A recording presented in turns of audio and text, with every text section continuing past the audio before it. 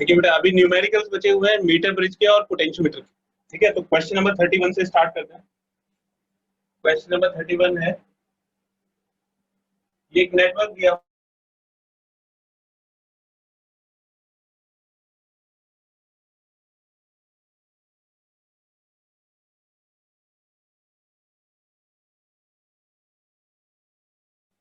तो एक 5 ओम का रेजिस्टेंस,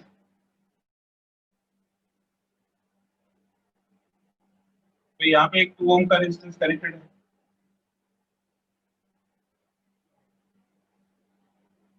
फिर एक 4 ओम का रेजिस्टेंस,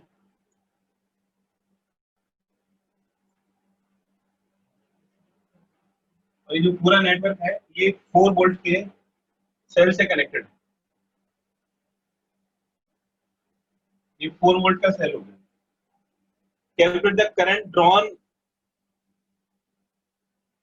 तो ये जो 4 वोल्ट के सेल्स है ये कितनी करंट ड्रॉ करेगा ये हमें कैलकुलेट करना है।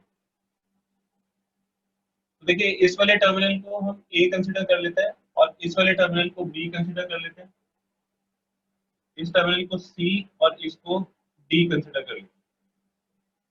ठीक है, अब इस नेटवर्क को रीड्रॉ करते हैं। तो देखिए जो ये ए पॉइंट है इससे 2 रेजिस्टेंसेस डायरेक्टली, एक सी को जा रहा है और एक डी को जा रहा है। तो ये हमने ए पॉइंट बना लिया, इधर एक सी पॉइंट लिख दिया, ये सी पॉइंट है, और इधर डी पॉइंट लिख दिया। ए और सी के बीच में एक 1 ओम का रेजिस्टेंस है, तो ए और सी के बीच में 1 ओम का रेजिस्टेंस लगा दिया। फिर ए और डी के बीच में 2 ओम का रेजिस्टेंस, इधर 2 ओम का रेजिस्टेंस कनेक्ट कर, सी और डी के बीच में 5 ओम का रेजिस्टेंस कनेक्ट कर, ये 5 ओम का रेजिस्टेंस लगा है। फिर देखिए सी से बी की तरफ एक रेजिस्टेंस जा रहा है और डी से बी की तरफ एक रेजिस्टेंस जा रहा है। ये पॉइंट हमने बी मार्क कर दिया, ये सी से बी की तरफ और डी से बी की तरफ एक रेजिस्टेंस हो गया। तो सी से और बी तक एक रेजिस्टेंस है 2 ओम, ये वाला रेजिस्टेंस 2 ओम होगा, और फिर डी से बी तक एक रेजिस्टेंस है 4 ओम, ये 4 ओम का रेजिस्टेंस होगा। फिर ए से पॉजिटिव टर्मिनल और बी से नेगेटिव टर्मिनल कनेक्टेड है, तो ए से हमने सेल का पॉजिटिव टर्मिनल और बी से नेगेटिव टर्मिनल कनेक्ट कर दिया, ये 4 वोल्ट का सेल हो। तो अभी देख लीजिए ये क्या है, ये जो 5 रेजिस्टेंसेस हैं 1 2 3 4 5, ये 5 रेजिस्टेंसेस का नेटवर्क हो गया। और जो 5 रेजिस्टेंसेस का नेटवर्क होता है उसमें हम चेक करते हैं कि ये बैलेंस्ड व्हीट स्टोन ब्रिज है या नहीं है। तो इसको हम R1 लिख देते हैं, इसको R2, ये R3 हो गया, और ये R4, और इसमें चेक करेंगे कि ये बैलेंस्ड है या नहीं। R1 अपॉन R2 की वैल्यू निकालते हैं, R1 upon R2 is equal to 1 upon 2, और फिर R3 अपॉन R4 कैलकुलेट करेंगे, तो R3 अपॉन R4 2 अपॉन 4, तो ये भी 1 अपॉन 2 आ जाएगा। तो therefore R1 upon R2 is equal to R3 upon R4 के इक्वल होगा, यानी कि इन दोनों का रेशियो इन दोनों के रेशियो के इक्वल होगा। तो therefore it's a balanced wheat stone.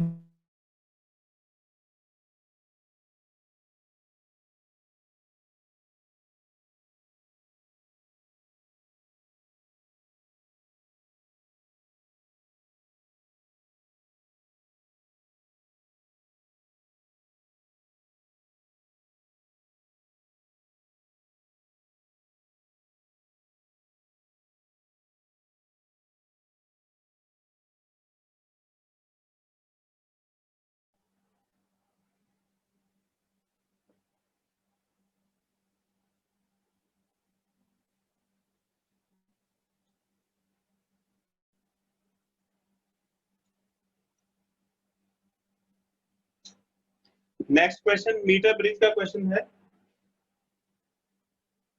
Question number 36, find the value of unknown resistance. तो ये एक अननोन रेजिस्टेंस है x, इसकी वैल्यू फाइंड करनी है, और दूसरी आर्म में रेजिस्टेंस बॉक्स से 2 ओम का रेजिस्टेंस निकाला हुआ है, ये नोन रेजिस्टेंस होगा। जो मीटर ब्रिज वायर है ये A B meter bridge wire होगी, और इसकी लेंथ दे रखी है 120 centimetre.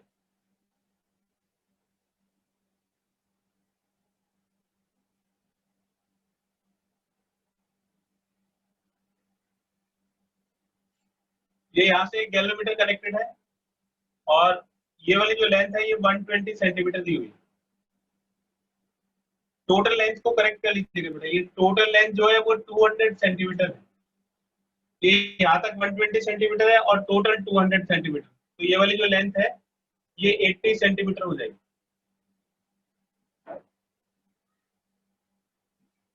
Resistance per unit length, ये जो आर है ए बी का resistance per unit length of wire A B, जो मीटर ब्रिज का वायर है उसका रेजिस्टेंस पर यूनिट लेंथ दिया हुआ है 0.01 ओम, 0.01 ओम पर सेंटीमीटर।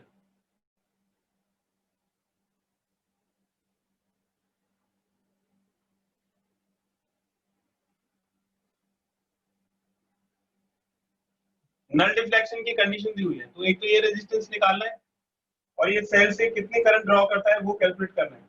ये सेल से कितने करंट ड्रॉ करेगा, ये सेल लगा हुआ है 4 वोल्ट का, तो एक तो इसकी करंट कैलकुलेट करनी है कि सेल से कितनी करंट ड्रॉ करेगा और ये कैलकुलेट करना है कि एक्स की वैल्यू कितनी होगी। तो इसका प्रिंसिपल लगाएंगे x upon 2 is equal to 120 centimetre upon 80 centimetre. ये फॉर्मूला होता है x upon r is equal to l upon 100 minus l, तो l हो गया 120 और 100 की जगह यहाँ पे 200 आ जाएगा, तो 200 माइनस l यानी कि 180 हो, ये 80 हो गया, तो 42 जाए 80 और 40 3 जाए, ये 2 से 2 कैंसिल हो जाएगा और x की वैल्यू 3 ओम हो जाएगी। तो ये जो अननोन रेजिस्टेंस है इसकी वैल्यू 3 ओम आ गई। अब हमें इसकी टोटल करंट कैलकुलेट करनी है, तो अगर इसका गैल्वेनोमीटर का डिफ्लेक्शन 0 है तो इसका नेट रेजिस्टेंस कितना हो जाएगा। तो देखिए इसकी वैल्यू तो 3 ओम आ गई, ये 2 ओम हो गया। अब इसका रेजिस्टेंस कैलकुलेट करो, इसको हमने लिखा R3 और इसको हमने लिखा R4, तो R3 और R4 की वैल्यू निकालनी पड़ेगी। इसकी लेंथ दी हुई है लेकिन नेट करंट निकालने के लिए तो हमें इसका रेजिस्टेंस भी कैलकुलेट करना पड़ेगा कि इसका रेजिस्टेंस कितना है। तो ये दिया हुआ है कि 1 सेंटीमीटर का इतना रेजिस्टेंस है, तो 120 सेंटीमीटर का कितना रेजिस्टेंस हो जाएगा। तो R3 की वैल्यू कैलकुलेट करेंगे, तो 120 सेंटीमीटर इंटू 0.01 ओम पर सेंटीमीटर, ये सेंटीमीटर से सेंटीमीटर कैंसिल होगा 1.2 ओम, तो ये वाला जो रेजिस्टेंस है ये 1.2 ओम आ गया। इसी तरह से R4 कैलकुलेट करिए, ये 80 सेंटीमीटर इसकी लेंथ है और ये 0.01 ओम पर सेंटीमीटर होगी, तो ये सेंटीमीटर से सेंटीमीटर कैंसिल कर लीजिए और ये 0.8 ओम हो जाएगा। ठीक है, अब जब नल डिफ्लेक्शन होगा यानी कि जीरो के इक्वल होगा, इसमें कोई करंट नहीं है, तो ये दोनों सीरीज में आ जाएंगे और ये दोनों सीरीज में आ जाएंगे। तो इन दोनों का, इसको हमने R1 लिख दिया और इसको हमने R2 लिख दिया 2 ओम, तो इन दोनों का रिजल्टेंट कितना होगा R12, तो ये हो जाएगा 3 + 2 दैट इज 5 ओम, और इन दोनों का रिजल्टेंट कितना हो जाएगा R34 1.2 + 0.8, ये 2 ओम हो गए। ये दोनों सीरीज में, ये दोनों सीरीज में, और R12 और R34 ये दोनों पैरेलल में हो जाएंगे। Now R12 and R34 are in parallel, ये दोनों पैरेलल में कनेक्टेड है, तो जो नेट रेजिस्टेंस है वो हो जाएगा 1/R12 प्लस 1/R34 का होल इनवर्स। तो इनकी वैल्यूज इसमें सब्स्टिट्यूट कर देंगे, तो 1/R12, R12 हो गया 5 और 1/R34 हो गया 2 और इसका होल इनवर्स, तो 10 आ जाएगा और ये 2 + 5 का इनवर्स, तो रेसिप्रोकल करेंगे तो 10/7 ओम आ जाएगा। तो इस सर्किट का जो नेट रेजिस्टेंस है वो 10/7 ओम होगा। अब हमें टोटल करंट कैलकुलेट करनी है, तो करंट हो जाएगा I = E upon R plus small r, तो EMF तो 4 वोल्ट हो गए, external resistance 10/7, internal resistance given नहीं है तो इसको 0 ले लेंगे, तो 7 ऊपर चला जाएगा, ये 28/10 हो जाएगा। 28/10 मतलब 2.8 एम्पियर। जो करंट है उसकी वैल्यू 2.8 एम्पियर हो जाएगी। इसका एक स्क्रीनशॉट ले लीजिए।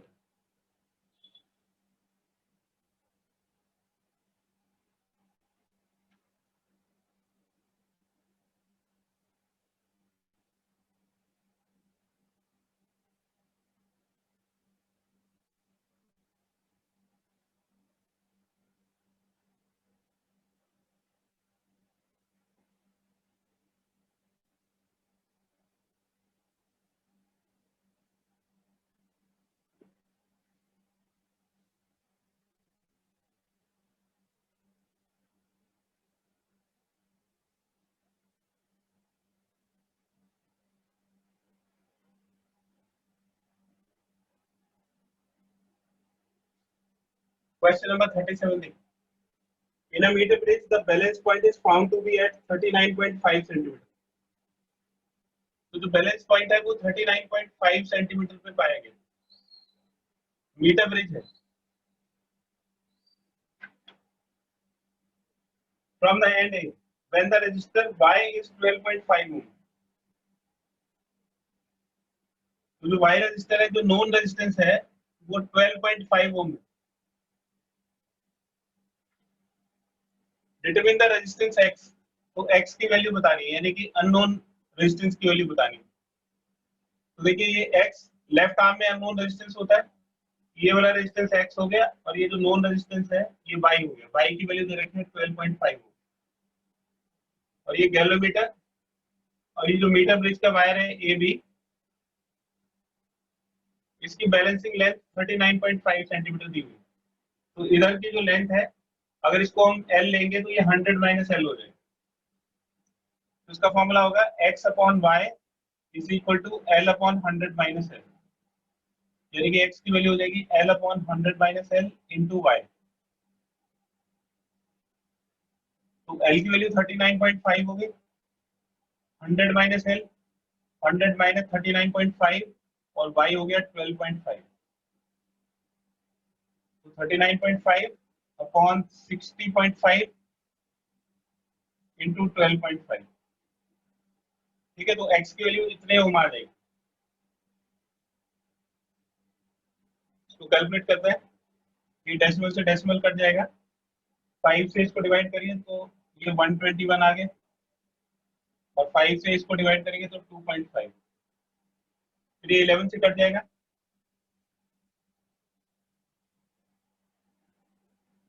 395 इंटू 2.5 डिवाइड बाय 121।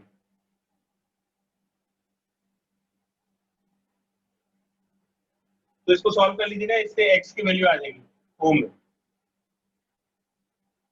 ठीक है, फिर उसने पूछा है, ये कंसेप्चुअल क्वेश्चन हम ऑलरेडी डिस्कस कर चुके हैं। पहला क्वेश्चन पूछ रहा है कि why are the connection between resistors in meter bridge made of thick copper strip.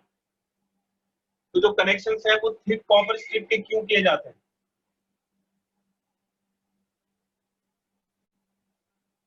Thick copper strips,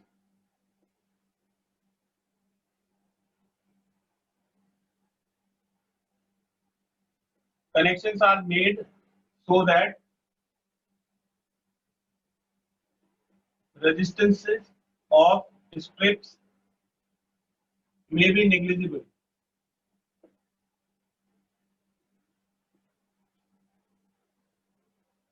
तो स्ट्रिप्स का जो रेजिस्टेंस है वो नेग्लिजिबल हो सके, क्योंकि हम उसको फॉर्मूले में काउंट नहीं करते हैं। इसमें कनेक्शंस का यानी कि कॉपर स्ट्रिप्स का रेजिस्टेंस काउंट नहीं हो रहा है, तो इसका मतलब वो नेग्लिजिबल होना चाहिए। कैसे नेग्लिजिबल होता है? क्योंकि जो low resistivity of copper is less, एक पॉइंट है, और ए थिक के लिए जो ए है वो ज्यादा हो जाएगा, और रेजिस्टेंस का फॉर्मूला होता है रो एल बाई ए। तो देखिए, एक तो रेजिस्टिविटी इसकी कम हो गई और क्रॉस सेक्शन एरिया थिक होने की वजह से ज्यादा हो गया। तो रेजिस्टेंस हम दो तरह से कम करते हैं, एक तो कॉपर यूज कर रहे हैं इसलिए रेजिस्टेंस कम हो जाएगा, और थिक स्ट्रिप यूज कर रहे हैं यानी कि उसका क्रॉस सेक्शन एरिया ज्यादा होगा, इसलिए भी रेजिस्टेंस कम हो जाएगा। तो रेजिस्टेंस को, स्ट्रिप्स के रेजिस्टेंसेस को नेग्लेक्ट करने के लिए हम थिक कॉपर स्ट्रिप्स का यूज करते हैं। इसका एक स्क्रीनशॉट ले लीजिए बेटा।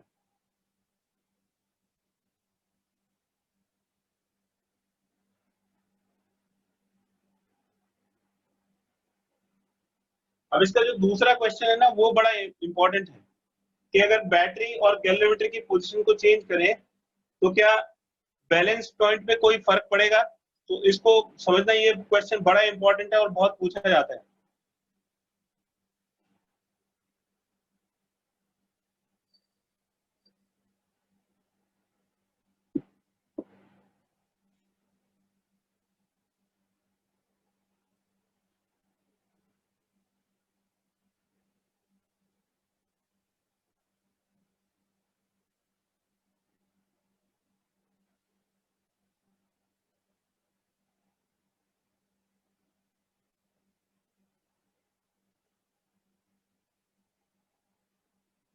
देखिए बैटरी किन दो पॉइंट्स के बीच में कनेक्टेड है? बैटरी कनेक्टेड है ए और बी के बीच में, और गैल्वेनोमीटर कनेक्टेड है ई और एफ के बीच में। इसकी पोजीशन हमें चेंज करनी है, तो इसकी पोजीशन से नल पॉइंट पे कोई फर्क पड़ेगा क्या? तो देखिए जरा, अगर हम इसको R1, इसको R2 और इसको R3 और इस रेजिस्टेंस को R4 कनेक्ट करते हैं, तो एट नल डिफ्रैक्शन पे R1 upon R2 R3 upon R4 के इक्वल हो जाएगा। ठीक है, अब हमने इसको गैल्वेनोमीटर कर दिया। सेकंड केस,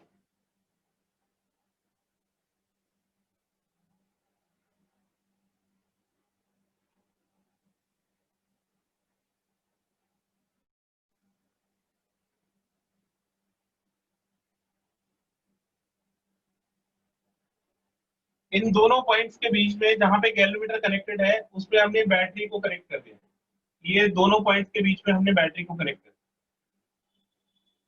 और इन दोनों पॉइंट्स के बीच में गैल्वेनोमीटर को लगा दिया। इस पॉइंट के बीच में ए और बी के बीच में हमने गैल्वेनोमीटर को कनेक्ट कर दिया। ये पॉइंट ए हो गया, ये ए से कनेक्टेड हो गया, ये पॉइंट बी हो गया, ये बी से कनेक्टेड हो गया।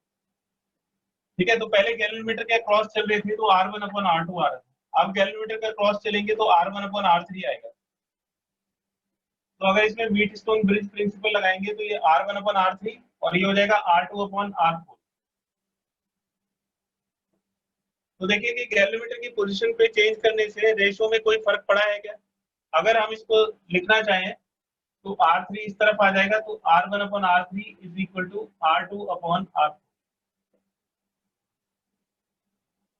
तो देखिए जो बैटरी की पोजीशन है और गैल्वेनोमीटर की पोजीशन है उसको हमने चेंज किया, लेकिन रेजिस्टेंसेस के रेशियो पे कोई फर्क नहीं पड़ा। रेजिस्टेंस का रेशियो पहले भी वही था, R1 upon R3 is equal to R2 upon R4, और ये R1 upon R3 R2 upon R4।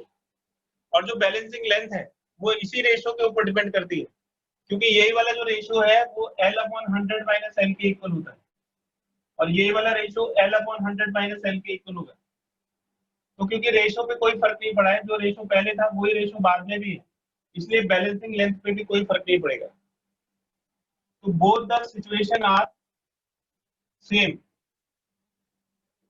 both the situations are same. Wheatstone bridge is still balanced. Wheatstone bridge is still balanced.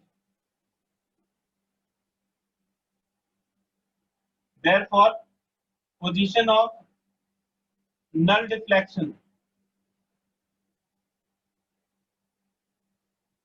will be same. तो null deflection की position जो पहले थी वही बाद में भी रहेगी। इसमें दूसरा क्वेश्चन है, would the galvanometer show any current? तो अगर व्हीटस्टोन ब्रिज बैलेंस्ड है तो इसका मतलब है कि गैल्वेनोमीटर कोई करंट शो नहीं करेगा। तो इसमें भी गैल्वेनोमीटर की करंट जीरो होगी, इसमें भी गैल्वेनोमीटर की करंट जीरो होगी। तो ये क्वेश्चन आपको क्या बताता है कि गैल्वेनोमीटर और बैटरी की पोजीशन इंटरचेंजेबल है, उससे व्हीटस्टोन ब्रिज पे यानी कि मीटर ब्रिज पे कोई फर्क नहीं पड़ता। तो गैल्वेनोमीटर का डिफ्लेक्शन भी जीरो रहेगा और बैलेंसिंग लेंथ भी सेम रहेगी। तो गैल्वेनोमीटर और बैटरी की पोजीशन को आप आपस में कभी भी इंटरचेंज कर सकते हो, उससे बैलेंसिंग लेंथ पे कोई फर्क नहीं पड़ेगा और व्हीटस्टोन ब्रिज भी बैलेंस्ड रहेगा।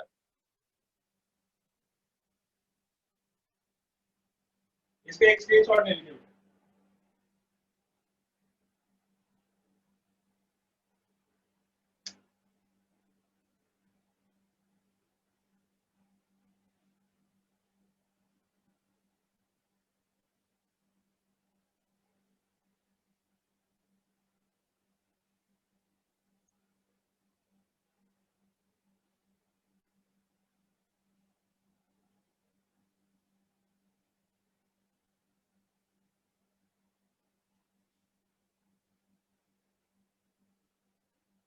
क्वेश्चन नंबर 38 में करेक्शन है। क्वेश्चन नंबर 38 का डायग्राम गलत बना हुआ है, उसका डायग्राम सही कर लीजिएगा। ये एक सेल है ई और ये रियोस्टेट वेरिएबल रेजिस्टेंस है आर डैश। ये पोटेंशियोमीटर वायर हो गया ए बी और सेकेंडरी सर्किट में दो सेल कनेक्टेड है, एक E1 कनेक्टेड है और एक E2 कनेक्टेड है ऑपोजिट पोलैरिटी के साथ।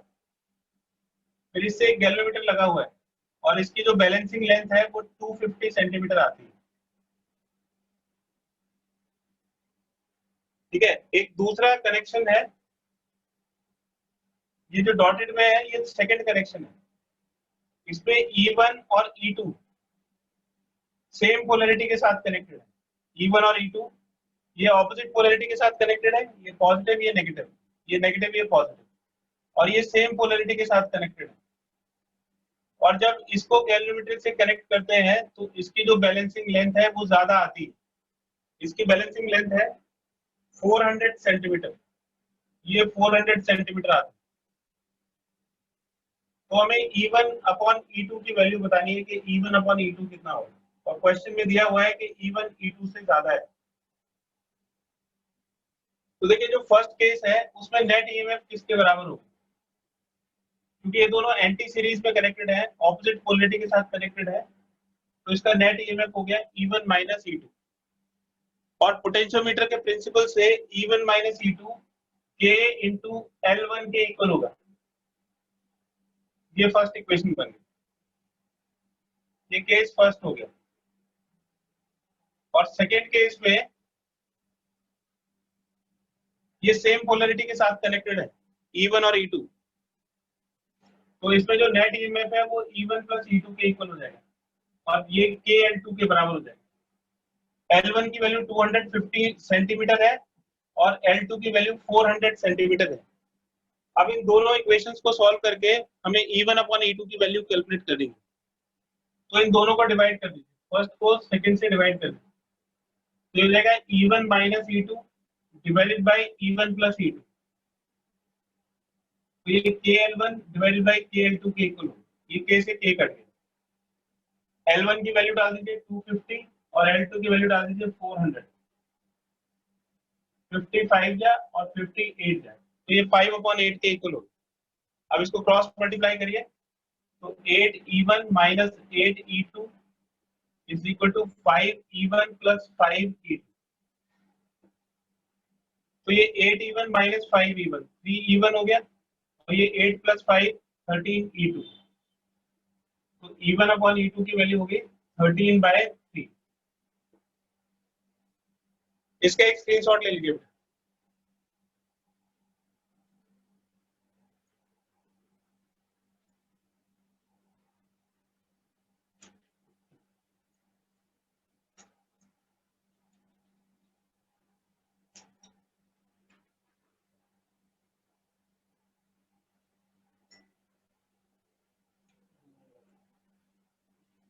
ये मीटिंग में एंड कर रहा हूँ बेटा, आपको दूसरा लिंक भेज रहा हूँ, तो सेकंड लिंक पे जरूर वापस आइएगा।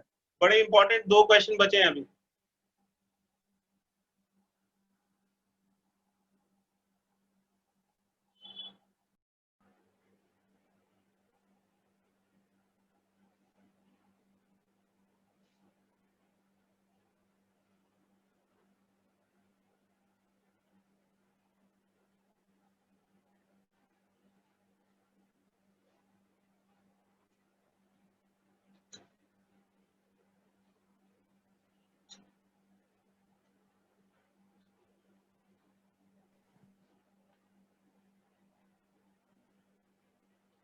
क्वेश्चन नंबर 39 देखिए। The length of a potentiometer wire is 600 centimetre.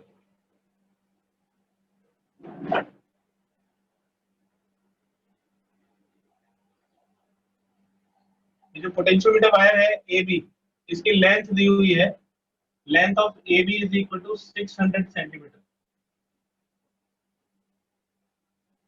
And it carries the current of 40 milliampere. और इसमें जो करंट है,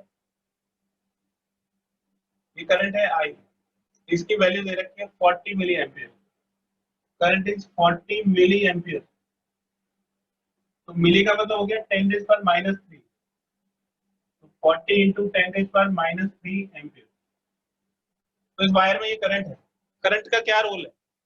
करंट से आप इसकी वोल्टेज निकाल सकते हो ए बी वायर की, और वोल्टेज को लेंथ से डिवाइड कर दोगे तो इसके पोटेंशियल ग्रेडियंट यानी कि के की वैल्यू आ जाएगी, पोटेंशियल डिफरेंस पर यूनिट लेंथ। तो करंट इसलिए दी हुई है। For a cell of EMF 2 volt and internal resistance 10 ohm, the null point is found to be at 500 centimeter.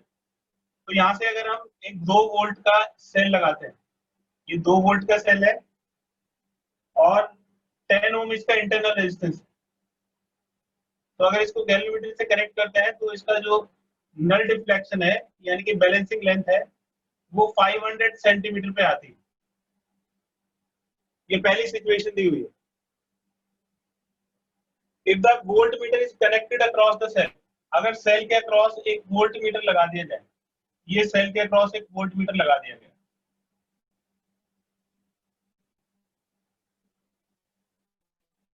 तो वोल्टमीटर क्या होता है? वोल्टमीटर एक रेजिस्टेंस होता है। वोल्टमीटर एक रेजिस्टेंस होता है, उसमें से अगर करंट पास करेगी तो वोल्टमीटर की रीडिंग आएगी I इंटू आर। तो वोल्टमीटर से कंफ्यूज नहीं होना है, वोल्टमीटर सिर्फ एक एक्सटर्नल रेजिस्टेंस है। तो वोल्टमीटर का मतलब है कि वोल्टमीटर एक एक्सटर्नल रेजिस्टेंस है, तो वोल्टमीटर को रेजिस्टेंस की तरह ट्रीट करना है। और इन दोनों पॉइंट्स के बीच में ये कनेक्टेड है, सेल के अक्रॉस कनेक्टेड है। मान लो पी और क्यू के अक्रॉस ये कनेक्टेड है, तो पी और क्यू के अक्रॉस जितना वोल्टेज होगा वो वोल्टेज इस वोल्टमीटर की रीडिंग होगा। तो अगर वो पूछता है कि भाई वोल्टमीटर की रीडिंग कैलकुलेट करो, तो हमें पी और क्यू के बीच का पोटेंशियल डिफरेंस कैलकुलेट करना है। तो जैसे ही हमने ये वोल्टमीटर कनेक्ट किया, ये सेकंड सिचुएशन से डॉटेड से हम सेकंड सिचुएशन को दिखा रहे हैं। तो जो बैलेंसिंग लेंथ है वो कितनी हो जाती है? बैलेंसिंग लेंथ 10 सेंटीमीटर डिक्रीज हो जाती है। तो अगर ये 10 सेंटीमीटर डिक्रीज होगी तो इसकी जो बैलेंसिंग लेंथ है वो 490 सेंटीमीटर हो जाएगी। दोबारा ध्यान से सुनिए, जब ये सेल कनेक्टेड था तो बैलेंसिंग लेंथ 500 सेंटीमीटर आ रही थी। इसका ये मतलब है कि ए और जे के बीच में जितना पोटेंशियल डिफरेंस होगा वो पी और क्यू के बीच का पोटेंशियल डिफरेंस होगा या इसका ईएमएफ होगा। जब हमने वोल्टमीटर कनेक्ट कर दिया तो फिर वोल्टमीटर के कनेक्ट करने से एक्सटर्नल रेजिस्टेंस आ गया, तो ये वाला जो सर्किट है ये क्लोज हो गया। इसमें से कुछ करंट निकल के आएगी इस तरफ, जिससे इसका जो टर्मिनल पोटेंशियल डिफरेंस है पी और क्यू के बीच का वो कम हो जाएगा, जिसकी वजह से इसकी जो बैलेंसिंग लेंथ है वो 10 सेंटीमीटर कम होगी। तो ये सारी सिचुएशन दी हुई है। अब उसने पूछा है कि रेजिस्टेंस ऑफ होल वायर बताइए। क्वेश्चन पूछा है कि इस पूरे वायर का रेजिस्टेंस कितना होगा, यानी कि आर ए बी की वैल्यू पूछी है। और दूसरे पार्ट में पूछा गया है reading of the voltmeter. Voltmeter की रीडिंग मतलब इसकी रीडिंग पूछी गई है। इसकी रीडिंग का मतलब है पी और क्यू के बीच का पोटेंशियल डिफरेंस निकालिए। और तीसरी चीज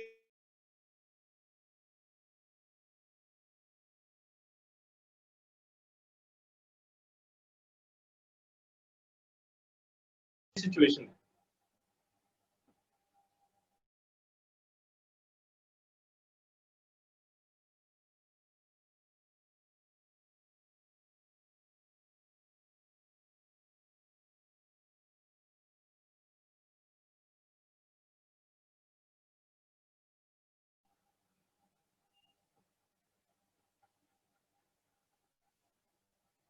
थर्ड केस देखिए बेटा, इसका इंटरनल रेजिस्टेंस और एक्सटर्नल रेजिस्टेंस का रिलेशन। तो इंटरनल रेजिस्टेंस का फॉर्मूला होता है small r is equal to L1 upon L2 minus 1 into capital R। ये हमने पोटेंशियोमीटर की लास्ट एप्लीकेशन पढ़ी थी, to find internal resistance of potentiometer, internal resistance of cell. तो L1 कौन सी लेंथ है? L1 वो लेंथ है जब एक्सटर्नल रेजिस्टेंस कनेक्टेड नहीं होता, यानी कि 500 सेंटीमीटर। स्मॉल r 10 ओम दिया हुआ है। और L2 वो लेंथ है जब एक्सटर्नल रेजिस्टेंस कनेक्ट कर दिया जाता है, तो जो ईएमएफ है वो टर्मिनल पोटेंशियल डिफरेंस में कन्वर्ट हो जाता है। तो जब हमने इसमें एक्सटर्नल रेजिस्टेंस कनेक्ट कर दिया तो इसकी जो लेंथ है वो 500 से 490 सेंटीमीटर हो गई, और एक्सटर्नल रेजिस्टेंस की वैल्यू हमें कैलकुलेट करनी है। तो ये हो जाएगा 10 is equal to 500 minus 490 divided by 490 into capital R. तो 10 is equal to 10 upon 490 into capital R हो जाएगा। ये 10 से 10 कट जाएगा और आर की वैल्यू 490 ओम हो जाएगी। तो वोल्ट मीटर का जो रेजिस्टेंस है यानी कि एक्सटर्नल रेजिस्टेंस वो 490 ओम के बराबर हो जाएगा।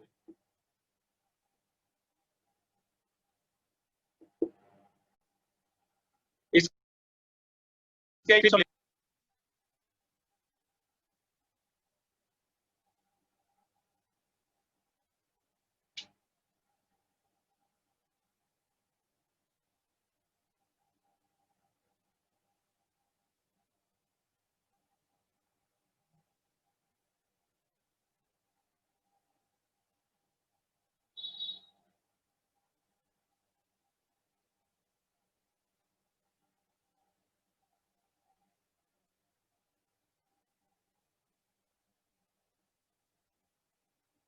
लास्ट क्वेश्चन देखिए, क्वेश्चन नंबर 40।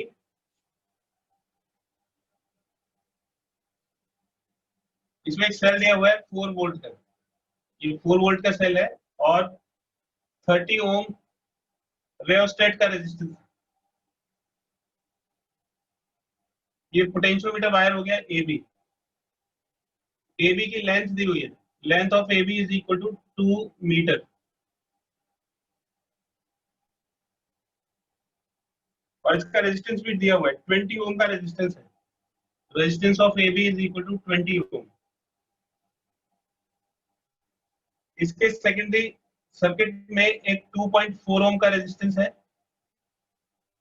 और एक सेल इससे कनेक्ट कर दिया जाता है जिसका 0.6 ओम इंटरनल रेजिस्टेंस है और EMF 3 वोल्ट के बराबर। तो ये इसका सेकेंडरी सर्किट हो गया, इसको हमने PQ से डिनोट कर दिया। और फिर यहाँ पे एक गैल्वेमीटर कनेक्टेड है और ये इसका बैलेंसिंग पॉइंट हो गया, ये O पॉइंट दे रखा है। तो उसने पूछा है कि एक तो पोटेंशियल ग्रेडियंट कैलकुलेट करिए, एक तो इसका पोटेंशियोमीटर वायर का पोटेंशियल ग्रेडियंट बताना है, K की वैल्यू बताएंगे, और दूसरा पूछा है कि बैलेंसिंग लेंथ बताइए, AO की वैल्यू पूछिए, यानी कि बैलेंसिंग लेंथ की वैल्यू पूछिए कितनी होगी। तो देखिए पोटेंशियल ग्रेडियंट इस वाले, जब गैल्वेमीटर का डिफ्लेक्शन 0 होगा तो इसका मतलब है कि इसका कोई करंट इधर से इधर नहीं आ रही। तो पोटेंशियल ग्रेडियंट का मतलब इस वाले वायर से है, प्राइमरी सर्किट से पोटेंशियल ग्रेडियंट का मतलब होता है। तो ये जो प्राइमरी सर्किट है इसकी करंट को हमने आई सपोज कर लिया कि इसकी करंट आई है, और ये जो सेकेंडरी सर्किट है ये भी क्लोज्ड है, इसमें भी एक करंट फ्लो करेगी ऐसे। ये वाली करंट जो है वो आई डैश है, लेकिन गैल्वेमीटर में कोई करंट नहीं है, मतलब इस तरफ से कोई करंट नहीं जा रही है। तो अगर इस तरफ से ये करंट जाती है तो ये करंट ऐसे जाती है जैसे। तो अगर इसमें कोई करंट नहीं है तो इसमें भी कोई करंट नहीं होगी। तो एक करंट इसके अंदर है, एक करंट इसके अंदर, इससे हम इसका वोल्टेज निकाल सकते हैं और इस वाली करंट से हम P और Q के बीच का वोल्टेज निकाल सकते हैं। और इन दोनों सर्किट का मतलब सिर्फ इतना है कि इसके पोटेंशियल डिफरेंस को इसके पोटेंशियल डिफरेंस से इक्वेट करना। इसकी कैलकुलेशन अलग होगी, इसकी कैलकुलेशन अलग होगी। तो पहले हम प्राइमरी सर्किट में लेते हैं, ये प्राइमरी सर्किट है, ये सेकेंडरी सर्किट है। तो प्राइमरी सर्किट में K की वैल्यू कैलकुलेट करते हैं। तो पहले करंट निकालिए, करंट हो जाएगा E यानी कि 4 अपॉन इसका रेजिस्टेंस 20 ओम और इसका रेजिस्टेंस 30 ओम। तो ये 4 अपॉन 50 0.08 एम्पियर आ गया। फिर हम इससे A और B के बीच का वोल्टेज निकाल सकते हैं, I into resistance AB। Current हो गया 0.08 और रेजिस्टेंस हो गया 20 ओम, तो ये 1.6 वोल्ट होगी। फिर हम इससे K की वैल्यू निकाल सकते हैं, K होता है पोटेंशियल पर यूनिट लेंथ। तो इसका पोटेंशियल डिफरेंस भी हमें पता है और लेंथ भी हमें पता है। तो पोटेंशियल डिफरेंस तो 1.6 वोल्ट हो गया और लेंथ हो गई 2 मीटर। 2 मीटर मतलब 200 सेंटीमीटर।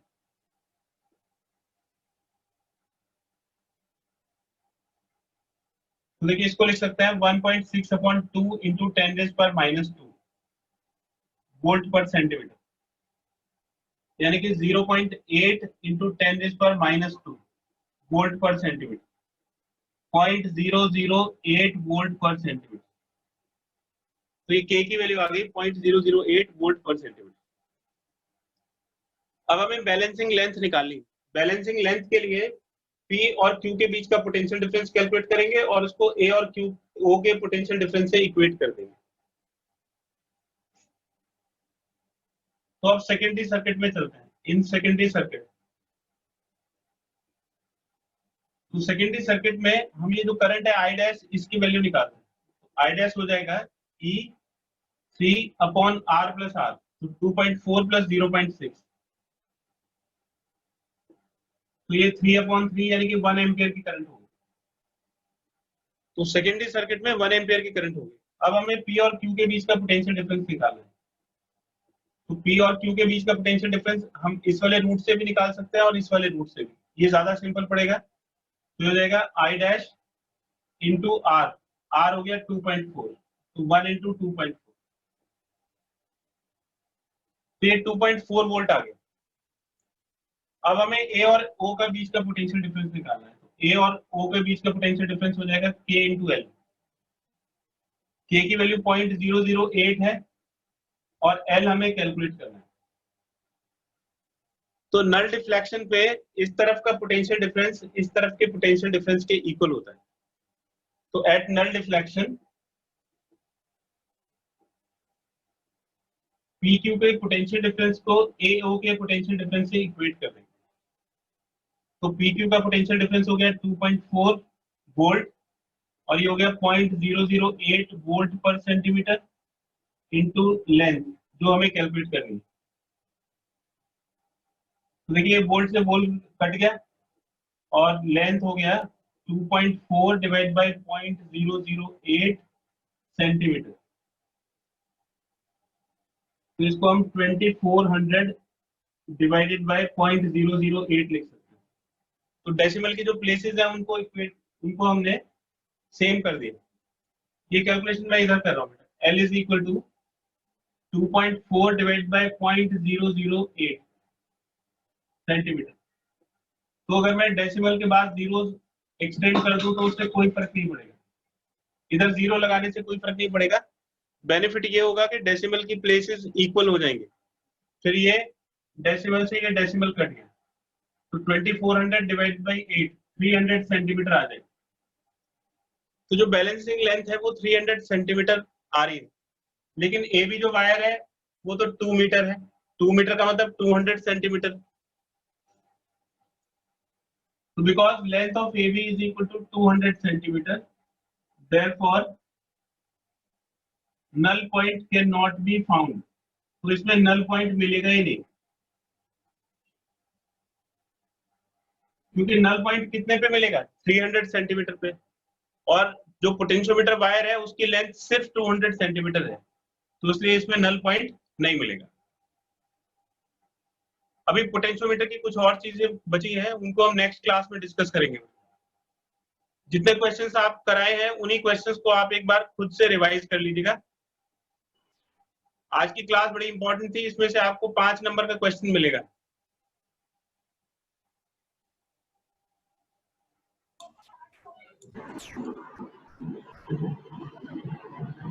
क्लास में ये चैप्टर खत्म हो जाएगा। Okay sir, thank you sir.